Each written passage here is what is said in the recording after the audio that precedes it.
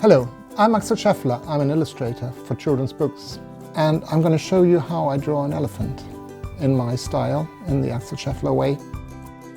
I would start by doing a pencil drawing first, and they've got huge ears, and then they've got quite bulgy, long trunk, and then the big tusks, and a little eye.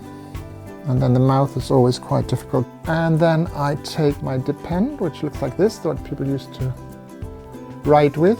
So I would start, just like many children when they draw at school or in the nursery, by doing the outlines. Of course, you can use anything to do a drawing. You don't have to have a dip pen like that. You can use felt pens, and you can use your fingers, and you can use brushes or color pencils. So the tusks are sometimes, you also have to look where they are actually attached when you want to draw them, which is not so easy. Tusks are obviously the big thing why elephants are being killed in Africa in large numbers, and we have to protect them. And maybe I can add a little frog just to show the scale. Oh, that's too big really. And then I can start coloring in.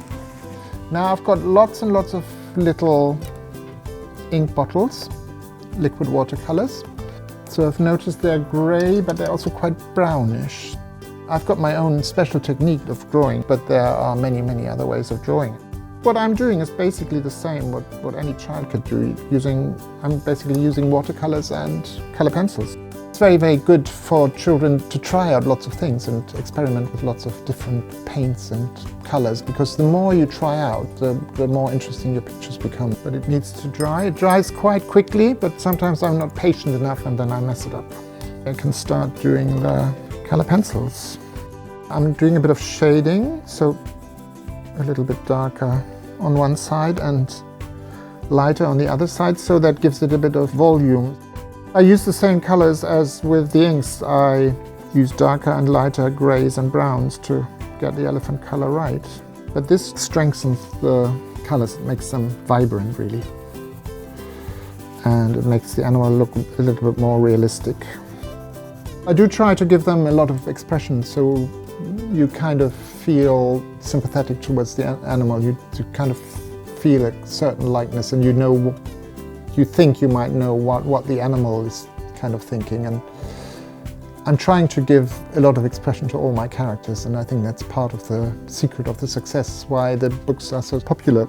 But the last thing I would do, which I'm going to do now, I think, is to redraw the outlines and maybe add again a few more little details, like a few little hairs on top, wrinkles.